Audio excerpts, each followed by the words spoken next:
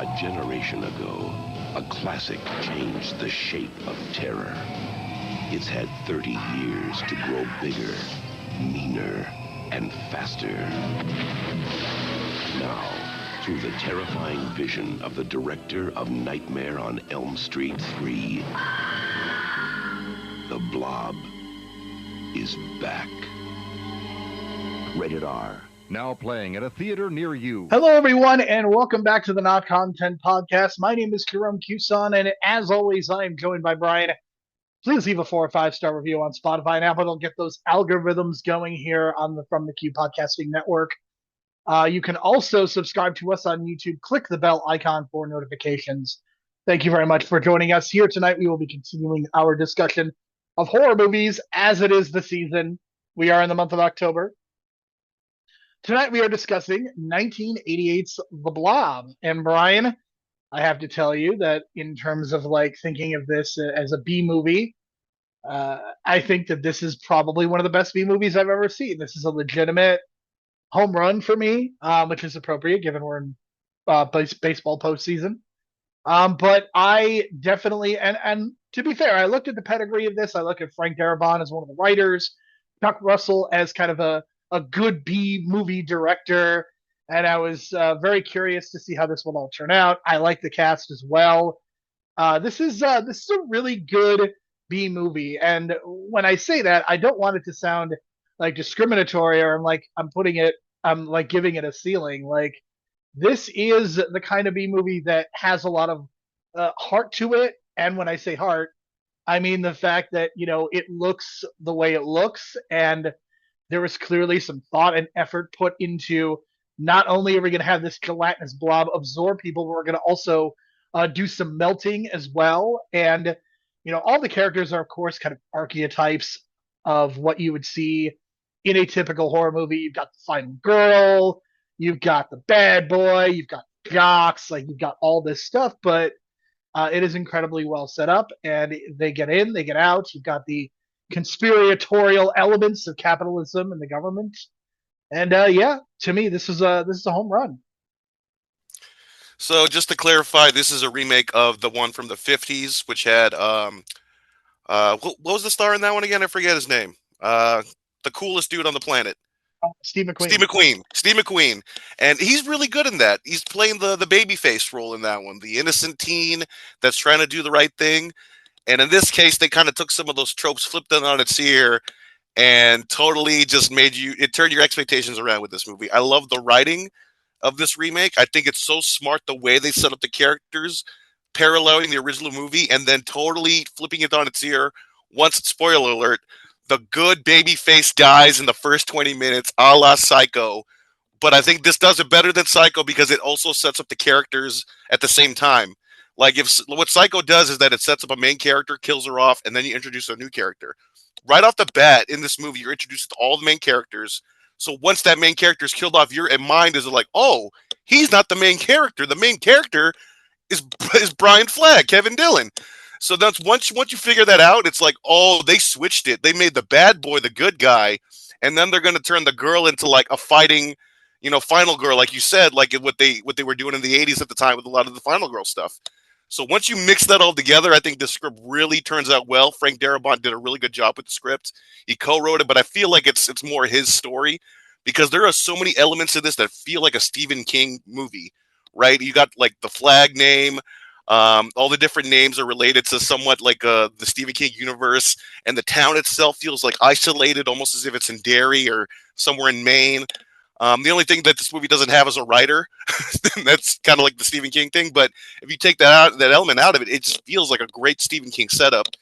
And once you know it, some of these actors end up being like on the Frank Darabont, let's call this guy into being an actor. He's got this role of actors that were in The Mist together. I'm forgetting the guy's name, but he's also the lawyer in Shawshank Redemption at the beginning of the movie. I mean, how many Frank Darabont projects has Jeffrey DeMunn been in? Like, he's just been...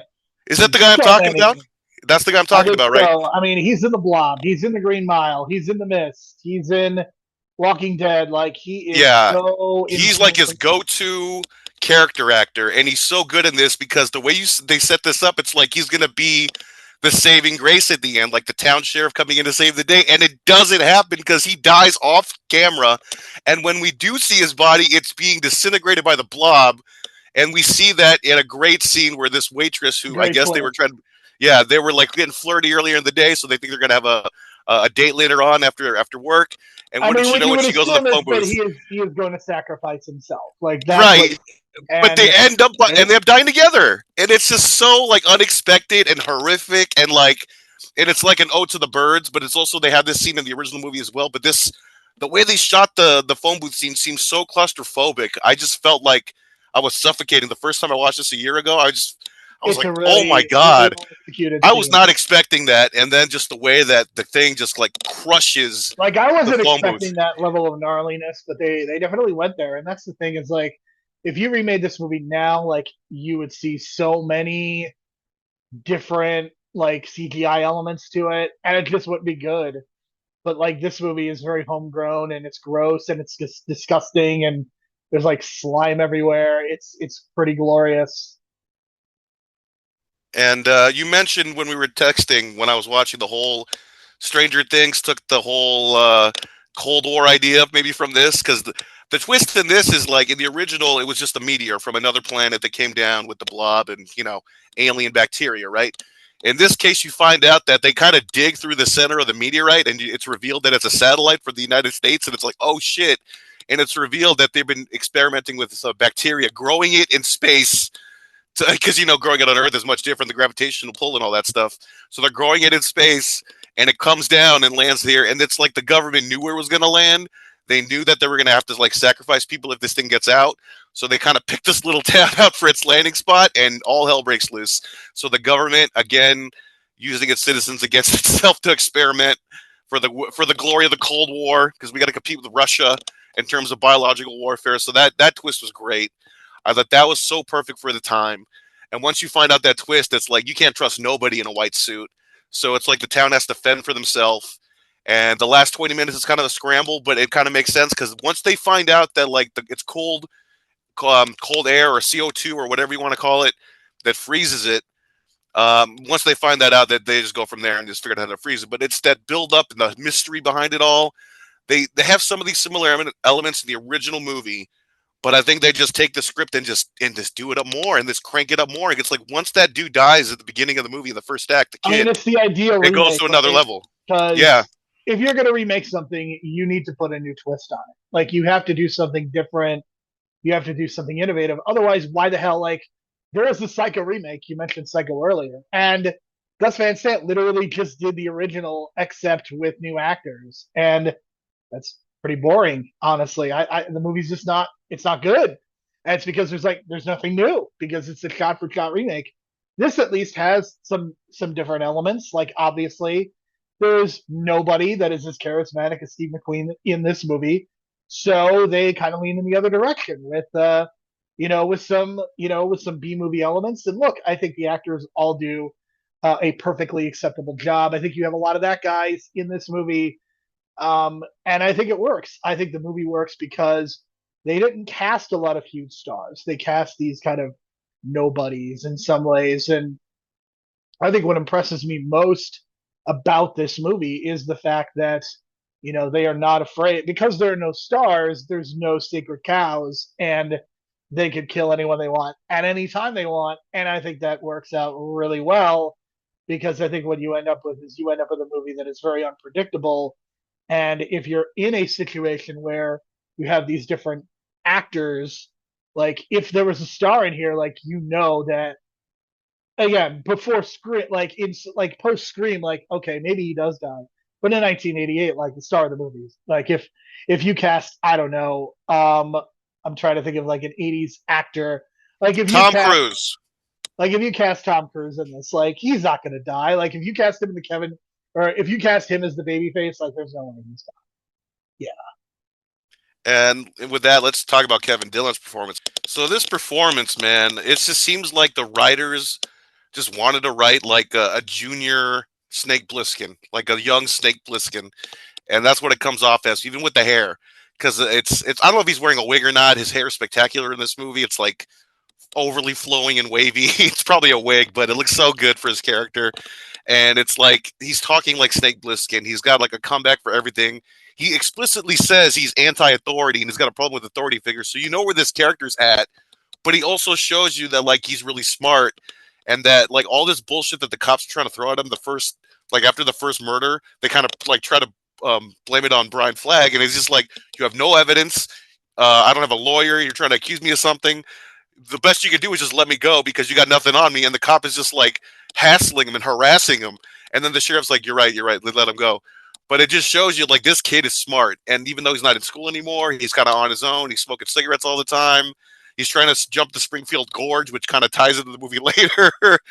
But man, he's just a cool dude. And it's like, you don't expect this guy to be like the lead, considering that in the original movie, like these bad characters, the bad boy characters were just like side characters that end up getting eaten or something. But in this case, like they totally switched on his ear. And he's the bad boy with a golden heart. Like that's the whole gimmick. Like the actual bad person is the one with alcohol in his trunk. And I don't know if there are any date rape drugs, but certainly not above board. Yeah, so that scene is that Jerome is talking about. The Blob finds this car. Inside is this couple. This woman is passed out by roofied, God knows what other drugs that she's been slipped, and this dude's about to rape her. Is that confirmed? Because is it? Did we ever see him like throw a Mickey in there or something? Or she passed out, and he's got all this shit in the back. It's like 2 and 2 together, you know. And then not only that, but like the Blob gets to the woman first. And the guy doesn't realize it. And so when he starts like trying to get at her, the Blob just comes out of the woman's stomach and just goes at him. And it's like, oh my God, like the Blob just ate this woman's insides. We didn't even see it it was off camera. And now this dude is getting totally what he deserves. But it's a shame the woman died, but it's cool to see a rapist get his comeuppance. And that was a really cool scene. But yeah, it's just this tropes of like, let's just take all this stuff. That's for sure. Yeah, let's take all these tropes we know and like stuff about the Jason movies and the Freddy movies and kind of turn it on its ear, I think. And that's where you see the influence of those kinds of movies. Yeah, and the golden rule, I think, is you're not supposed to kill kids. Like that, I don't even think Freddy's killed a child on screen. But the Blob, spoiler alert, kills a kid at the end of the movie. And not only that, it's like, oh God, how do I describe it? We see the melted body almost dead, and he's reaching out and like clutching for help. Remember, oh God, it's so disturbing. There's some folks. gnarliness. I mean, again, this is a movie that has some of those creature elements. Like this is not a movie that I would feel comfortable showing a young child. I mean, this is not like Dracula and Frankenstein. I feel like you could show an 8-year-old and they're not going to really be scared at this point. But like this movie has some gnarliness to it that I don't like. I don't think you don't get this kind of horror. Like you get creepy horror, but you don't get like the kind of horror that this movie presents because again, the Blob would be CGI now. The terror is the fact that it looks real. Like with CGI, like I don't care how good the CGI looks, it's gonna look fake. And the makeup on the kid is just like so gruesome, folks. Like if you type in the GIF, just put the Blob 1988 melting kid, and it'll show you like what I'm talking about. It almost looks like the Jason kid at the end of part 8, where you kind of see what Jason looked like, but it's worse because you can still see that the kid's alive, but he's still melting. And then that one moment, the Blob just takes him under, and that moment is like a very Jaws moment because there's like a good 5-minute sequence around this time of the film that is like all in the sewer. And I was like, oh, they're doing Jaws, and they did it right in a way where like they played with the shadows, like they kind of did an alligator. But because the Blob is like all over the water, it's like you can just put like motion in the water in the back, and you can make it seem like the thing is coming after you. And so they mixed like the good effects with the simple effects. So I thought that was a really cool mixture of the two. There was some wonkiness with some of the like. There was probably some motion, stop motion at the end of the movie to see some of the tentacles move, but that's forgivable because that's 1988. That's the best they can do. But other than that, it still blends in well with the background, with the matte paintings of the town and all that stuff. And you can tell this town is like a universal backlot town, but it doesn't really matter because it's backwoods USA. I mean, so it's fine. Like I don't like this is a movie that has a $10 million budget. It made $8 million, so not exactly a huge moneymaker, but I do have to say, like it does feel inexpensive, but it doesn't feel cheap, if that makes sense. Like I was never sitting there like the money goes to the right places. Like I am willing to sit there and watch a movie that is clearly taking place on a backlot in exchange for getting the blob to look right. That that matters to me a lot more. For sure. And of course, uh, I guess the best scene with the use of the backlot is the theater scene, which was in the original. And um, Jerome was texting me about how much he loved the theater scene and the way they kind of like did one of these special shots. It's a great You use want to of explain color it? because we don't know how to use color anymore. So something like this really stands out. And part of what impressed me is like the screen goes white, and then because of the blob, it becomes pink and purple, and then the blob pops out.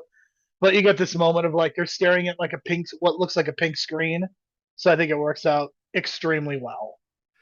Yeah, and the way that kind of fills up the theater. In the original, it like kind of like fills up the theater, and you don't see much. But like in this case, you see a lot of the chaos and a lot of the kids and the parents just running around and just random people just getting swapped and like picked up by the blob and just like the visuals. It was really great. So I think this movie like hits a lot of the high notes. Like it checks off a lot of boxes. I think the writing's great, and I think the second time around, it made me kind of realize that the best remakes might be horror. And I think Jerome might agree with me on this because I mean we've talked about The Thing and how much that, even though the original's great is on its own right, it kind of excels that and takes some twists and turns. And then depending on what your opinion on this is on Suspiria, like I've seen the original and recently I've read some reviews that I was taken aback by, like saying it's better than the original by multiple like people that are really reputable, and I was like, wow, maybe they did do better. So I'm probably gonna watch that and watch it because I'm a big Suspiria I mean, fan. the So 1958 Blob is fine. I think it's good in its own right, but I don't think that it couldn't go to the places that this movie goes to, and that ultimately for me is the difference. And again, I think Steve McQueen is extremely charismatic. I think he does a really good job in that movie. And given the limitations of the time with the code and stuff, like I think it's still a good movie. But like to me, they're just this movie is allowed to go to places that the other one wasn't, and the creature feature effects are so much better in 1988 that you could just do a lot more. So that's why I think it's ultimately better. Like that's my hot take. I mean, that might be controversial, but I think the 1988 version is 100% better than the 1958 one. And again, the 1958 one is good. I just don't think it's nearly as good as this one. yeah, I agree, and a lot of people agree with this notion. And going back to that horror thing, I actually like Night of the Living Dead, the 1990 color remake, better than the original. I know that's really like controversial for a lot of people, but I find that it's much better in terms of the writing because it's still George A. Romero wrote both. He even wrote the remake, so he was able to improve the character writing, and I think he improved the character arcs in the 1990 version. So something about horror movies, man, that you can just remake and make them better, and it seems to be the best kind of remake compared to like bad comedies or like comedies that were like TV shows, and then you remake them.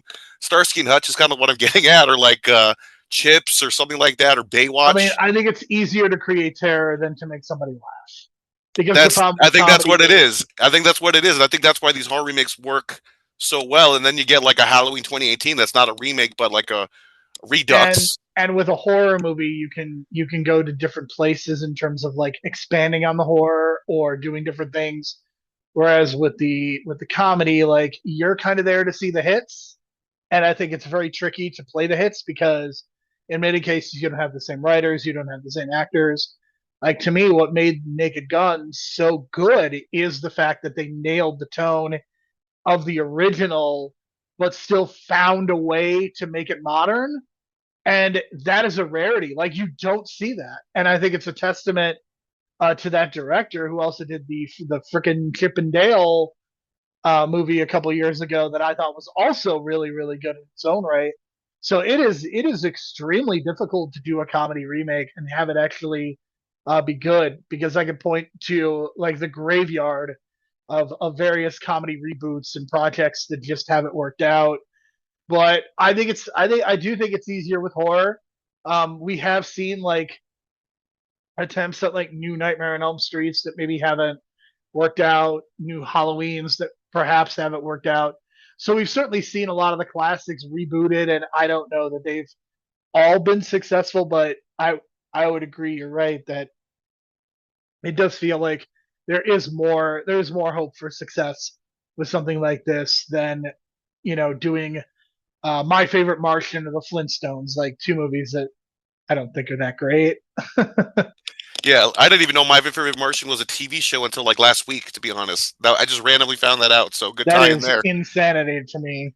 To me, I thought it was just a Christopher Lloyd movie from 1999 because how would I have known? So again, remakes, folks, remakes, and you don't even know it.